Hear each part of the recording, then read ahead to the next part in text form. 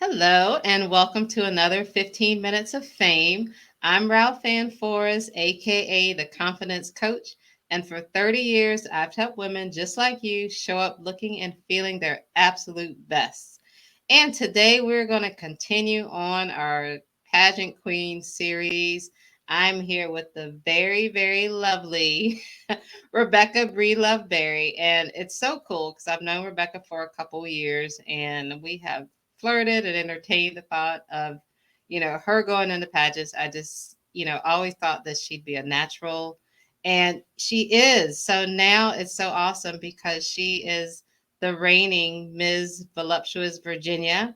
And I'm so excited because I get to kind of watch her and, hopefully help her along with her journey a little bit. But anyway, I'm going to bring Rebecca on so she can tell you a little bit more about herself. Hello, Hello, Rebecca. Ralph. You look so beautiful.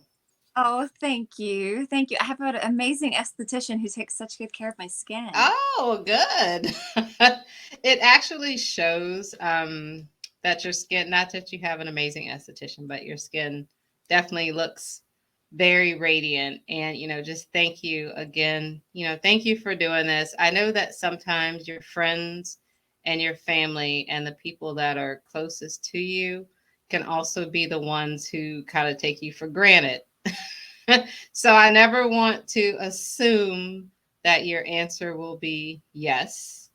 I don't take it lightly. I am still very, very honored to have you on with me and just, being a part of this project. Oh, thank you. I feel very flattered that you asked me. I love your 15-minute of fame videos. Well, thank you. It's fun. It kind of gives, so, we've talked about it briefly, but I started doing 15 minutes of fame during the COVID lockdown. That was the way that I kind of took my YouTube channel to the next level. I thought, back then I was creating a platform for female entrepreneurs, mainly as a way for people to communicate, get to know each other since we couldn't be out around each other. And since then, it's just kind of became a platform. The Pageant Queen series, like I said, kind of setting the tone for the documentary that I'm working on. But I do like to talk, a little bit about the individual. So, tell us a little bit about you and, your work, your family. I know that's kind of it's I know it's intense, but if you can kind of give us the nutshell of a little bit Yeah, about you and where you're from and all the good stuff. sure. I'll try to get it in a nutshell. I'm from Central California. I went to Southwest Missouri for college where I met my husband. He joined the U.S. Air Force, and it's been a whirlwind ever since. We're actually having our 19th anniversary on November 1st. So just a Yay. Awesome. We've been stationed at Little Rock, Arkansas. We spent 11 years in Ramstein, Germany. And now we're here in coastal Virginia and absolutely love it. I have two children. I have a 15-year-old son and a 7-year-old daughter. And currently, I am the Medical Reserve Corps volunteer coordinator for the Peninsula and Hampton Health Districts. And I tell everybody I have the best job in the building. Wow. That's exciting. So I know that your work and your social platform, I feel like I'm like screaming. I have been congested for like a couple days.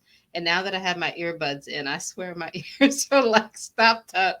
If we weren't like midway through, I would take everything out and start all over again. But it's okay. So if I'm yelling, it's just because I kind of can't hear myself the same. Mm.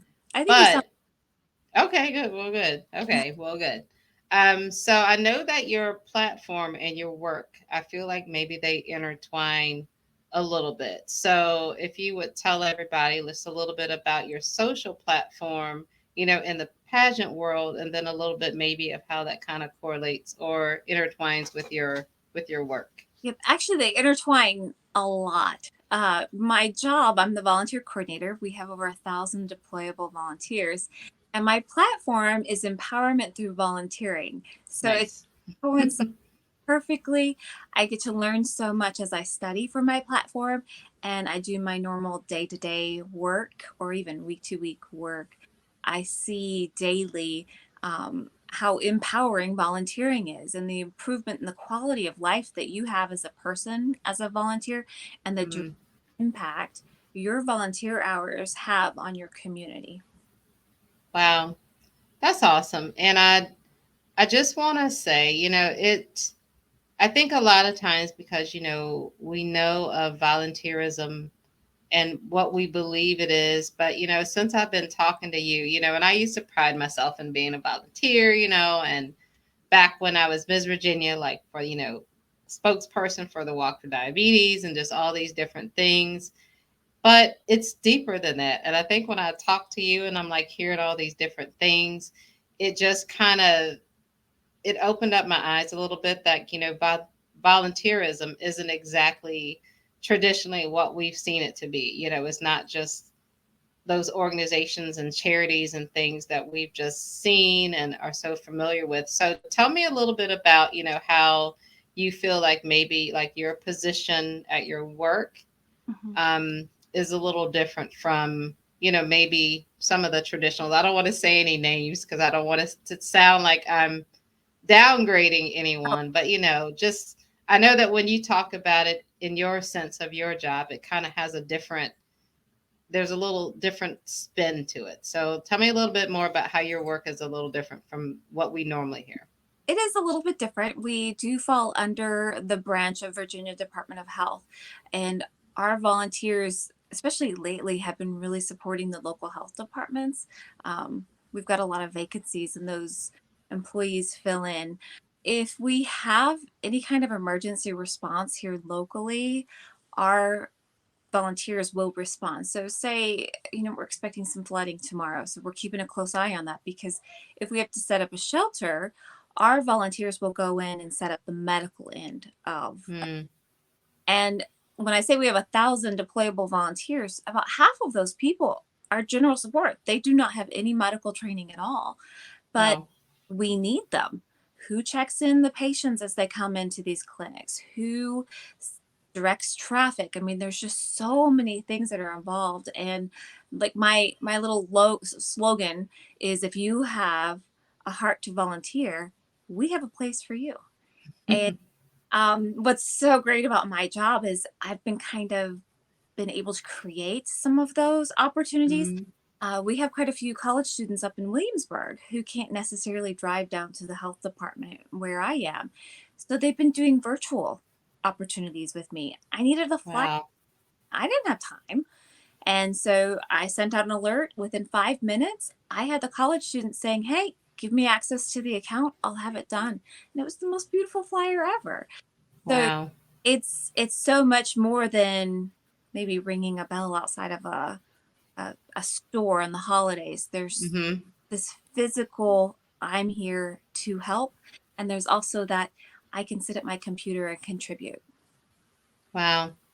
Yeah, that's kind of the different spin because I was hearing different things, and I'm like, there's just, it seems like there's a little, more to it. And Mhm. so I just like that because I didn't know that there was such a thing, but I just think that that's awesome that we know and that you're able to educate us and educate me a little bit more. And it's, you know, I like the walks and I like the traditional ways that we volunteer, but knowing that other level exists, I think is pretty cool.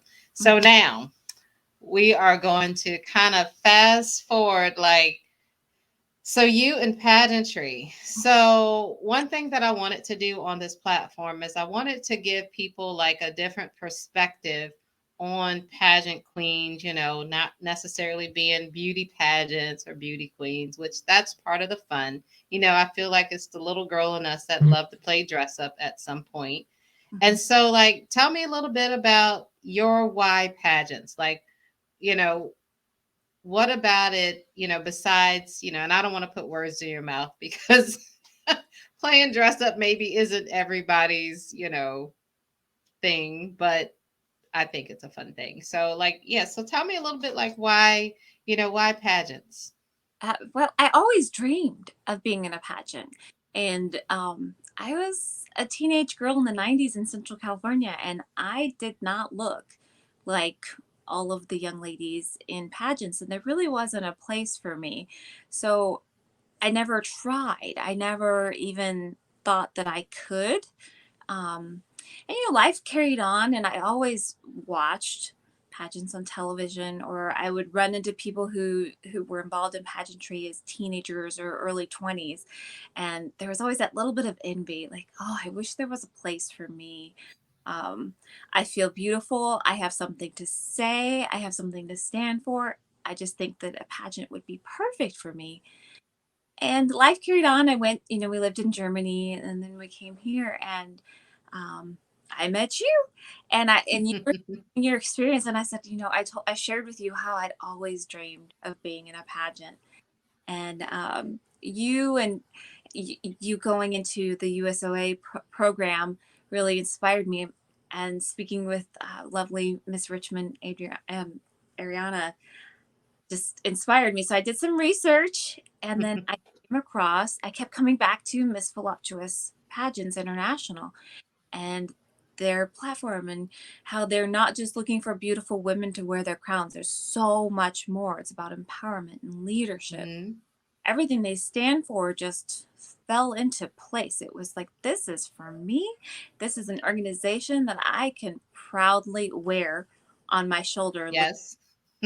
And I sent in, I asked some questions online, and I sent in my application. I sent in all my photos, thinking, oh my goodness, they are not going to pick this 41-year-old woman to Virginia. And after interview and doing all of that process, I was extended the title, and I'm invited to compete in Denver in April. Yes, which is awesome because I have told a few people, but shortly after, or I can't really, now I'm not sure if shortly after, yes, shortly after I accepted the position for the Virginia directorship for the Voluptuous pageants, California directorship, but I live in Virginia. It's a whole story. That's like another segment. But, I am born and raised in Southern California, and it's just always been a dream of mine to have a California business like I shared with you. And the fact that it was available and open, I just thought, that it was like God was just like, hallelujah. Um, but it was weird how even that timing, like I said, I had I know. saw the director, on Alicia Darby's Win a Pageant, and then heard her on the broadcast. And literally, you were like, Ralph Ann, have you heard of the Voluptuous pageant? And I was just like, that's so weird because it kind of I've heard it a lot the past, like almost like week or two. Mhm. And it's just a beautiful thing, and being a women's empowerment advocate myself, representing the woman over 40 and also the plus size community, it just seemed like it's all those things, it just really embodies when I look at a system that says, like I was sharing with you earlier, I'm like, I've eaten the most bread that I've had in like months. And you're like, you know what? Well, if you have a taste for it or if you're craving bread, just eat the bread. And it's funny because that's how I love to live life, and, eat things that you enjoy. Obviously, we want to be healthy and in moderation, but that's not the end all be all, that we're not looked at. You have so much to offer, and you're so radiant. And if you hadn't have told people you were 41, I'm sure nobody would have thought that you were 41, but that's why I kind of like to start with the person first when I do this series. And when I talk to the person, even though it's the pageant queen series, because I love for people to see the person as a person first. Mhm. And then, oh, there's a plus pageant. And yes, and I think that I'll continue to support the plus size pageant system, like I said, until all pageants see a full figure or plus size woman, as equal. It hasn't happened yet. There's It will. there's progress. Yeah, it will. It will definitely happen. So what are your thoughts on, having the separate pageant for plus size. I mean, let me ask you this. Do you think that it's sending a message that it needs to be separate, or do you think that it's sending a message that until it's the same, we'll just have something here so we can make sure that we have a place for us? I mean, what's your thoughts on that? It's a little bit of a mixture. I definitely think it should be separate until it's the same, but I still think there needs to be a place to celebrate our bodies the way they are. And Mm-hmm. I don't know, does that have to be separate? I just know myself, I'm more comfortable being with other women who look like me or who celebrate life in a way that I do. And Right. I decided to go the route of a plus size pageant. I don't feel quite in the place to be in a mainstream pageant. Maybe one day I will, but Mm-hmm. I knew that Miss Voluptuous was a place for me, and I wouldn't have to make any changes to myself, Right. that I'd been welcomed just as I am. And I think that that's probably the most important message, as I am approaching, 1 week from competing in a straight size pageant at age 49 as a minority, as a plus size, and I haven't competed in 25 years. There is that element of, I can't really say that. I mean, obviously, you want to look and feel your best. And Mhm. so, I do think that I did prepare in a way that was just good, but nothing, I haven't been deprived these past 3 months that I've been training for this, regular exercise and diet, which is something that I kind of promote anyway, because, I'm almost also a wellness coach. Mhm. And so for me, I think it's more of just living a healthy lifestyle. And then the sum of that is going to come up and it's going to look different ways. Right. That's what's really beautiful to me. It's knowing that, curves are just kind of different things. And if someone's doing what they are doing in their life to be healthy and happy, Right. I just think that the sum of how that looks, Mhm. it's gonna vary. Right. But Because that's beautiful. it doesn't equal health, Right. you know. Yes. So you Yeah. can define my body compared to a size two and say decide who's healthier. Right. Exactly. Hmm. Exactly. And I know because we also have, a swimsuit competition in the pageant that I'm in. And I know for a fact, that I am like the biggest contestant in size. But like you said, it doesn't mean that I am the unhealthiest contestant by far. Right. My lunch today was like, hummus and crackers. And I did have some chicken salad. And it's just very, and Greek yogurt. That's just, and tons of water. And I know, like you said, there are some very thin people who maybe don't live the healthiest lifestyle. Right. And so I do sometimes think like, it's a misconception, that the full figure is an unhealthy person. It doesn't mean that we eat donuts and Mountain Dews. It doesn't mean that that's our lunch. It just means it's just like I said, it's doing what taking the necessary steps, doing what you have to do, and then the sum of it, it just comes out in different packages. The same with everybody being a different skin tone. I just think that that's just the beauty of it. But I really thank you. I applaud you. I am tons proud that you are representing the voluptuous pageants, and that I get to call myself a director of the system, and that we're going to get to hang out and go to internationals together. That is unbelievable. I mean, literally the timing was almost, wait, is all this happening, and is all happening within a couple weeks of each other? That's so cool. It is so cool. I'm very happy. And I definitely just wish you all the best. I'm honestly honored that I get to be a part of this with you. I mean, I'm so honored that it's happening so fast that I haven't really gotten a chance to grasp it. It's how I feel. I feel like, wait, we talked about it and now it's a thing. Right. That's how I feel every time I put this on my head. I'm like, oh my gosh, I'm really doing this. It's real. It's like it catapults. And when you do things in divine timing, Hmm. I find that God has a way of catapulting it. And I almost wonder, like, does he do this so that it goes before we can like change our mind? Yep. Hmm. He's like, okay, too late. Hmm. It's already happened. Yep. I find that when I just go with the flow, when things are Hmm. easy and doors open, I just have to go. I just have to let go. And like I always say, it's like floating down a river in an inner tube, you know. Hmm. You might go this way or you might go this way, but Right. don't hold on to the oar. Just let it go.